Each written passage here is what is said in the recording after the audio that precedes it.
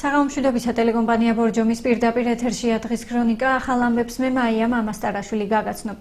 დღევანდელ გამოშვებაში თქვენ ნახავთ. ბორჯომის მუნიციპალიტეტში გამოცხადებულ 21 ვაკანსიაზე განაცხადების მიღება დასრულდა. ბორჯომ პარკში საკურორტო სეზონი ოფიციალურად გაიხსნა. ბავშვთა დაცვის საერთაშორისო დღე ბორჯომში ღონისძიებებით აღინიშნა. ბორჯომის მუნიციპალიტეტის მიერ გამოცხადებულ 21 ვაკანსიაზე განაცხადების მიღება დასრულდა. საჯარო სამსახურის ბიუროს ვებგვერდზე 289 აპლიკანტი დარეგისტრირდა. აღნიშნულ განაცხადებს საკონკურსო კომისია გადაარჩევს, რასაც კონკურსის კიდევ 2 ეტაპი მოყვება: ტესტირება და გასაუბრება. 13-14 ივნისს ჩატარდება უკვე ეროვნული გამოცდების ცენტრის მიერ ტესტირებები, ანუ ეს პირველი ეტაპი და პირველი ეტაპის მერე ვინც გადაალახავს ამ ეტაპს გასაუბრებისთვის რამდენი ბენეფიციარი დაგვრჩება, ამას მალე გავიგებთ. ასევე იმ ბენეფიციარებს შეუძლიათ უკვე გასაუბრებაზე მოხვედრა, ვინც წინა კონკურსისთვის ტესტირება გაიარა, ისინიც ანუ რეგისტრირდებიან, ზუსტი რაოდენობა მათი ჯერ არ ვიცით, მაგრამ ესეც გვეცოდება, ანუ ის დაემატება ახალ იმას ტესტირება გავლილ ბენეფიციარებს. 13-14 შემდეგ გადაირჩევა ეს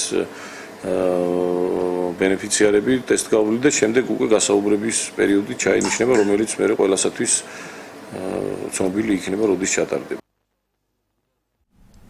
ბორჯომის გენდერული კლუბი საოლქო საარჩევნო კომისიის თავმჯდომარე შეხვდა. შეხვედრაზე გენდერული კლუბის წევრებმა სტუმართან ერთად განიხილეს გენდერული კვოტირების სისტემა და საარჩევნო კანონმდებლობა გენდერული ბალანსის დაცვის კუთხით.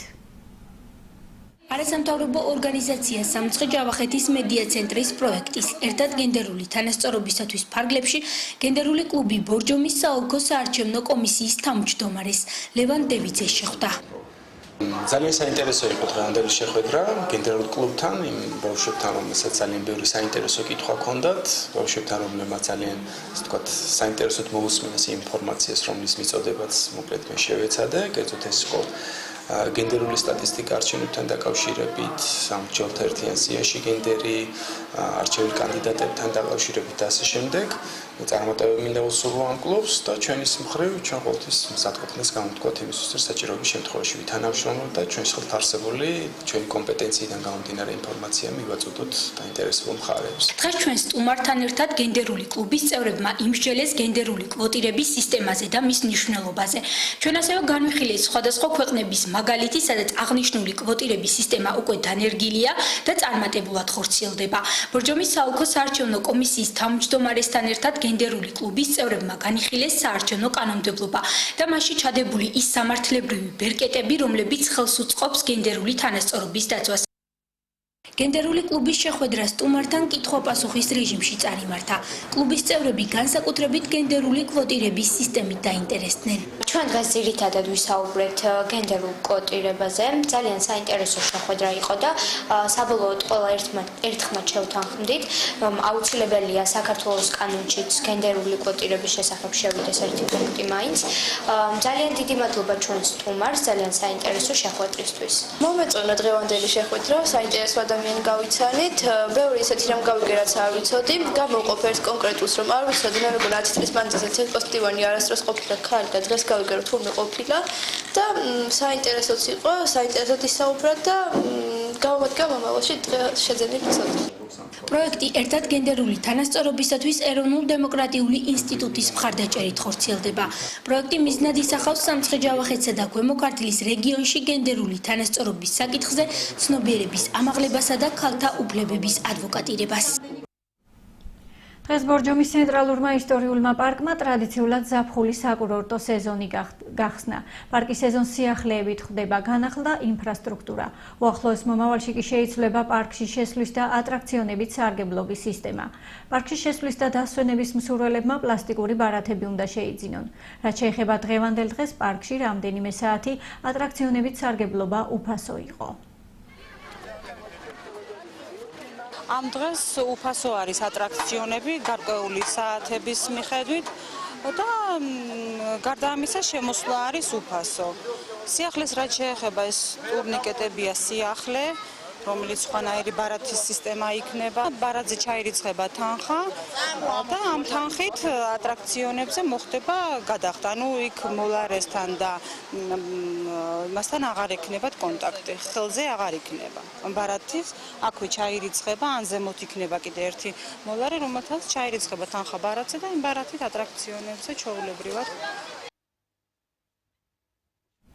1 ივნისი ბავშვთა დაცვის საერთაშორისო დღეა. ამ დღის აღსანიშნავად ბორჯომში ბავშვთა ფედერაციამ ფონდთან ჩვენი ბორჯომისათვის არსებული ბავშვთა და ახალგაზრდობის ცენტრის მოსწავლეები, პედაგოგები და წარმატებული ადამიანები დააჯილდოვა. თემატურ კონფერენციებში და სხვა კონკურსებში გამარჯვებულები, მთელი წლის განმავლობაში წარმატებული ახალგაზრდები, მასწავლებლები, ფონდთან ჩვენი ბორჯომისათვის არსებული ბავშვთა და ახალგაზრდობის ცენტრის მოსწავლეები, პედაგოგები დღეს სიგელებით და სამახსოვრო პრიზებით დაჯილდოვდნენ. მე დავწერე ლიტერატურულ კონკურსში, თემა ვაზიშვილების ნაზარდო ქართული ვაზის სიმფონია და რა ვიცი, მადლობა მინდა გადაუხადო ყველას ამ ფონდის არსებობისთვის და იმისთვის, რომ საშუალება მომცა მონაწილეობა მიმეღო ამ კონკურსში. მინდა დიდი მადლიერება გამოვხატო აიდეს ბორჯომის საქართველოსა და ახალგაზრდული ცენტრის ხელმძღვანელობის მიმართ იმისათვის, რომ ბორჯომელ ახალგაზრდებს მოვალთაობას მისცეს იმის საშუალება, რომ მათ ჰქონდათ დიდი პერსპექტივა და პრეტენზია იმისა, რომ მათი მომავალი იყოს ძალიან წარმატებული. მე ძალიან დიდი მადლობა მინდა გადაუხადო ასევე მაგ ხელმძღვანელობას ჩვენი დაფასებისათვის. 1 ივნის ბავშვთა დაცვის საერთაშორისო დღესთან დაკავშირებით 500-მდე წარმატებული ადამიანი დაჯილდოვდა. მათ შორის მადლიერების სიგელი გადაეცათ საინფორმაციო მხარდაჭერისთვის ტელეკომპანია ბორჯომს და ბორჯომში მოქმედ სხვა მედია საშუალებების წარმომადგენლებს. ბორჯომის ბავშვთა ფედერაცია, კომპანია IDS ბორჯომის საქართველოს მხარდაჭერით დაჯილდოების ცერემონიას ყოველწლიურად მართავს. ყველა სულოცავ წმინდა ნინოს ბრწყინვალე დღესასწაულს, ყველა ბავშვს სულოცავ ბავშვთა დაცვის საერთაშორისო დღეს ბავშვთა ფედერაციამ 500-მდე ბავშვი, წარჩინებული ბავშვი, პედაგოგი დააჯილდოვა. ბავშვებმა მიიღეს სხვადასხვა აქტივობებში მონაწილეობა და ყველა გამარჯვებული ბავშვი დღეს ვიხილეთ ჩვენთან სცენაზე. მინდა ძალიან დიდი მადლობა გადაუხადო კომპანია ბორჯომს ამ შესანიშნავი ღონისძიებისათვის. მინდა მადლობა გადაუხადო ბორჯომის მაჟორიტარ დეპუტატს ბატონ დევან ფოფხაძეს, ბორჯომის მუნიციპალიტეტის საკრებულოს და მუნიციპალიტეტის გამგეობას, რომლებიც ხარში გვედგენ ამ ღონისძიების მოწყობისათვის და ყველა ბავშვს მინდა უსურვო ბედნიერი მომავალი. პირველ რიგში ყველა ბავშვს ულოცავ დღევანდელ დღეს, ბავშვთა საერთაშორისო დღეს, ასევე ნინოობას ულოცავ სრულიად საქართველოს და მე მინდა სიხარული გამოცხადო ის, რომ დღევანდელი დღე არის შეჯამება იმ მუშაობისა, რა მუშაობაც სამუშაოებს ჩაატარა ჩვენმა ტრეინინგ ცენტრმა მთელი წლის მანძილზე. თქვენ ხედავთ, რამდენი ბავშვია მოსული, უამრავი ადამიანი დავაჯილდოვთ და ეს კიდევ ერთი სტიმულია იმისა, რომ უკეთესად ისწავლონ ჩვენმა მოზარდნებმა და უფრო მოინდომონ და კარგი შედეგები დადონ, ასე ვთქვათ, სკოლის დამთავრებისას, უმაღლესში ჩაბარებისას და ძალიან მიხარია, რომ ახლა ჩაგშურება. დაჯილდოებას ასევე ესწრებოდნენ ბორჯომის მუნიციპალიტეტის საკრებულოს თავმჯდომარის მოადგილე გიორგი ფერაძე და ბორჯომის მაჟორიტარი დეპუტატი საქართველოს პარლამენტში, ასევე ადამიანის უფლებათა დაცვის კომიტეტის თავმჯდომარის მოადგილე გედევან ფოფხაძე. ძალიან ბევრი საკანონმდებლო ინიციატივა დაემთხვა ამას ბავშვებისთვის და ახალგაზრდობისთვის. ეხლაც ბევრი ინიციატივა მზადდება იუნესკოსთან თანამშრომლობით ვაკეთებთ ძალიან ბევრ კანონპროექტს და ერთ-ერთი მნიშვნელოვანი ეს არის სკოლამდელი აღზრდის კანონპროექტი, რომელიც უახლოეს მომავალში ალბათ უკვე ძალაში შევა. ბავშვთა საერთაშორისო დღე ძალიან მნიშვნელოვანია ყველა ჩვენთაგანისათვის, იმისათვის ჩვენ თავს შევახსენოთ რა არის მთავარი საზრუნავი ნებისმიერ ჩვენთაგანისათვის. უპირველეს ყოვლისა, მართლმადიდებლურ სამყაროს მიულოცავ წმინდა ნინოს ხსენების დღეს, ფარავდეს მისი მადლი თითოეულ ქართველს და სრულიად საქართველოს და თითოეულ მართლმადიდებელს. ასევე ბავშვებს მინდა მიულოცო ბავშვთა დაცვის საერთაშორისო დღეს, თითოეული ხელისუფალის უპირველესი მოვალეობა სწორედაც რომ მომავალ თაობაზე ზრუნვა, მომავალ თაობაზე ასე ვთქვათ გარჯა, თითოეულმა ხელისუფალმა უნდა ჩადოს მომავალ თაობაში ის კაპიტალი, რომელიც იგივე ქვეყანას დაუბრუნდება ძალიან დადებით შედეგად. წარმატებული ადამიანების დაჯილდოება ბორჯომში რამდენიმე საათს გაგრძელდა. ამის შემდეგ კი გალა კონცერტი დაიწყო. ბავშვთა დაცვის საერთაშორისო დღესთან დაკავშირებით კულტურისა და ხელოვნების ცენტრში საბავშვო ბაღების აღსაზრდელების კონცერტი გაიმართა. მოეწყო პატარების მიერ შექმნილი ნახატების გამოფენა. ღონისძიების ორგანიზატორის სკოლამდელი აღზრდის დაწესებულებების გაერთიანება იყო.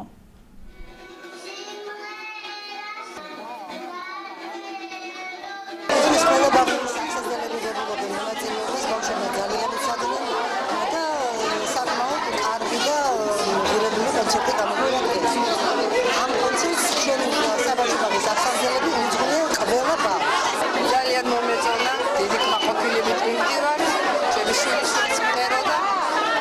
ულოცავ ყველა ბავშვს დღევანდელ დღეს, პედაგოგებს, მშობლებს. ბავშვთა დაცვის დღესთან დაკავშირებით ბორჯომის კულტურისა და ხელოვნების ცენტრში თბილისის საბავშვო სტუდიის მთიების კონცერტი გაიმართა გუშინ. მათთან ერთად მაყურებლების წინაშე წარსდგნენ ბორჯომის სამუსიკო სკოლის აღსაზრდელები. მათ ქართული სიმღერები შეასრულეს.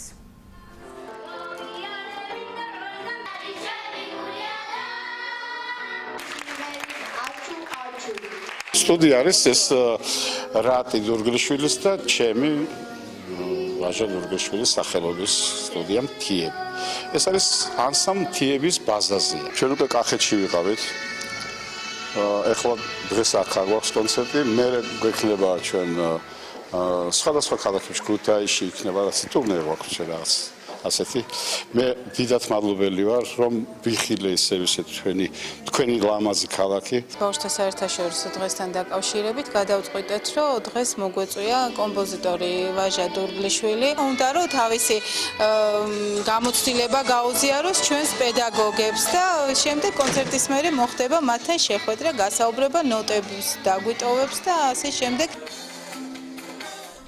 ბავშვთა დაცვის დღისადმი მიძღვნილი ღონისძიებები ბორჯომში გალა კონცერტით დასრულდა, მონაწილეობა თბილისიდან მოწვეულმა მომღერლებმა მიიღეს. და ვაგრძელებთ გამოშვებას ბორჯომის მხარეთმცოდნეობის მუზეუმის საზოგადოებისთვის საინტერესო ადამიანების გაცნობას აგრძელებს. ამჯერად შეხვედრაზე მიწვეულნი იყვნენ კოლექციონერი ექიმი ნუგზა როსეფაშვილი, ფერმწერი, ხატმწერი ხეზე კვეთის ოსტატი ექიმი ანდრო თედიაშვილი, კოლექციონერი ენერგეტიკოსი გია ხაჩიძე. დამთვალიერებლებს მათი ნამუშევრებისა და კოლექციის ნახვის შესაძლებლობა ჰქონდათ. შეხვედრა მუზეუმში რამდენიმე საათს გაგრძელდა.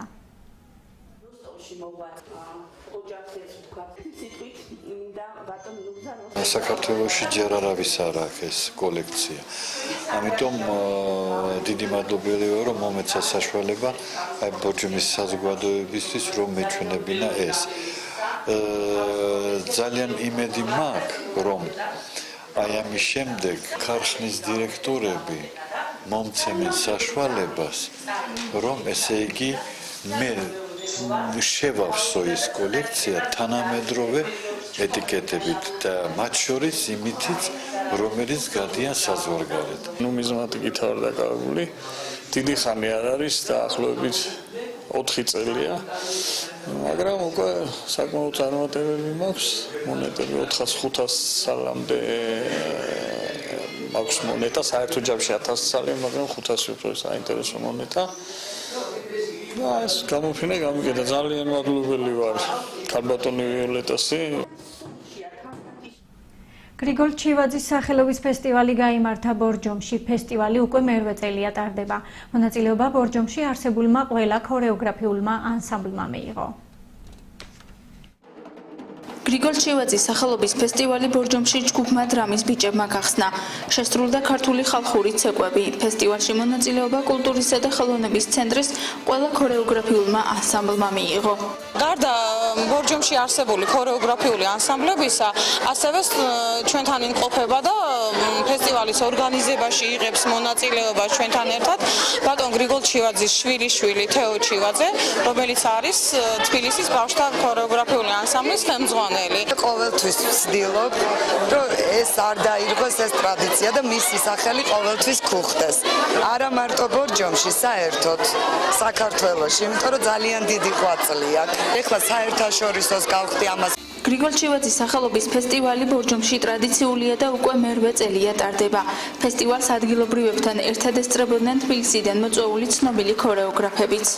ყოველ ფესტივალზე ჩვენ ვესწრებით და ძალიან დიდ სიამოვნებას ვებულობთ, იმიტომ რომ ის ადამიანი, რომელსაც მართლა ქართულ ცეკვებს ძალიან ხასი დაადო. ძალიან ბევრი მოწაფე აღზარდა ბატონმა გრიგორმა. მისი მოწაფეები დღესაც ზოგიერთ ქორეოგრაფად მუშაობს. გრიგოლ ჩივაძის სახელობის ფესტივალი მხოლოდ ბორჯომში ტარდება. ორგანიზატორების განცხადებით ფესტივალი მომავალ წელსაც გაიმართება.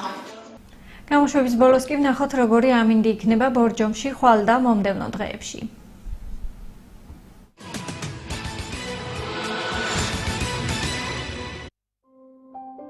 ხვალ 2 ივნის ბორჯომში ნაწილობრივ მზიანი და ღრუბლიანი ამინდია მოსალოდნელი. ჰაერის მინიმალური ტემპერატურა 16, მაქსიმალური კი 28 გრადუსი დაფიქსირდება. დილიდან ღრუბელი იქნება. 10 საათზე ჰაერი 24 გრადუსამდე გათბება. 28 გრადუსამდე მოიმატებს სითბო 13 საათზე. ასევე 28 გრადუსი დაფიქსირდება 16 საათზე. ღრუბლიანობა მოიმატებს 19 საათიდან ტემპერატურა 25 გრადუსი. 16 გრადუსი დაფიქსირდება 22 საათზე. მცირე ნალექია მოსალოდნელი მომდევნო დღეებში. ღრუბელი და მცირე წვიმა იქნება 3 ივნის. ტემპერატურა 29 გრადუსი. მზედა ღრუბელი იქნება 4 ივნის, სითბო 30 გრადუსი. 29 გრადუსი დაფიქსირდება 5 ივნის. 26 გრადუსი იქნება 6 ივნის. ნალექი და 26 გრადუსი დაფიქსირდება 7 ივნის. ასეთი იყო ახალი ამბები დღეისათვის. სიუჟეტების ნახვა შეგიძლიათ ტელეკომპანია ბორჯომის ვებ გვერდსა და Facebook-ის გვერდზე. მე გემშვიდობებით, გმადლობთ ყურადღებისთვის, ნახვამდის.